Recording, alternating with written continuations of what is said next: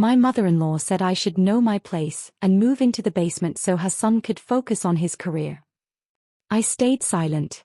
When my husband agreed with her, I packed my bags. That night, the police called him. The lease was in my name. Both of them were removed. My mother-in-law said it as casually as if she were talking about the weather. We were all standing in the kitchen. It was a Sunday afternoon, dishes were sitting in the sink, and the coffee had burned. She looked at my husband, then at me, and said, "You should learn to recognize your place. If you move into the basement, my son will be able to focus on his career in peace."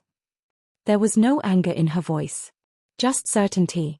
As if this was something already decided, something obvious. I didn't say anything. I simply pressed my fingers harder against the edge of the counter.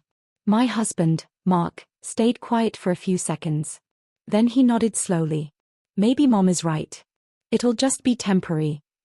Something broke inside me in that moment, but it made no sound. We had been living in that house for 3 years. 2 bedrooms, old carpet, and a basement that always smelled damp. When we got married, Mark didn't have a job. His career was a promise, one that changed every 6 months. I was the one who left the house at 7 in the morning, parked in the hospital lot, and came back after 12-hour shifts. I was the one worrying about bills, insurance, credit cards, and rent. And I was the one who signed the lease, because at the time Mark's credit wasn't good enough. My mother-in-law didn't remember any of that. Or maybe she didn't think it was worth remembering. That night, Mark brought up the basement again. "Mom just wants me to do better. You understand, right?" I didn't argue this time either. I opened the closet, pulled out a bag, and started taking my clothes out. He blinked in surprise. "What are you doing?" "Packing my things," I said. My voice was surprisingly calm. He laughed, like I was joking. "Where are you going to go?" I looked at him. "This is my home, Mark. I'm not going anywhere." For the first time, he really looked at me.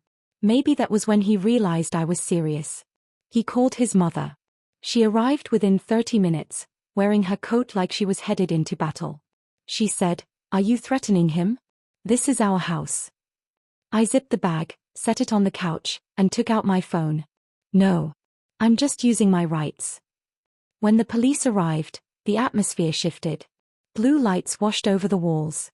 One officer looked at the lease, read my name, and nodded. Then he turned to Mark and his mother. "You're not authorized to stay here." My mother-in-law's face went pale. Mark tried to speak, but the words wouldn't come. They walked out quietly, like everything had suddenly become clear. After the door closed, I took my first deep breath. The house was silent. There was no victory, no celebration, just a strange, peaceful exhaustion. I sat down on the couch, took off my shoes, and closed my eyes. The next day, I took time off work. I cleaned the kitchen, shut the basement door, and made a list. A lawyer. The bank. All the things I'd been putting off for years. I called my sister. She lived in another city, but her voice steadied me. "You did the right thing," she said. "You're not alone." A week later, Mark texted me. Apologies. Promises. The same old words. I didn't reply. I turned off my phone and went to the park. Fall leaves covered the ground, and people walked their dogs like nothing had happened. Life was moving on. Months passed. I decided to move into a smaller apartment. That house had become a reminder of a war I didn't want to keep reliving. I needed a new place. The landlord was a middle-aged woman. She listened to my story and simply said, "You sound strong. Stay here as long as you need." That first night in my new room, I realized that revenge isn't always about throwing someone out.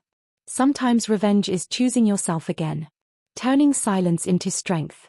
Moving forward. I still count bills. I'm still tired after my shifts. But I don't see myself in the basement anymore. I'm upstairs now. In the light. And that's enough.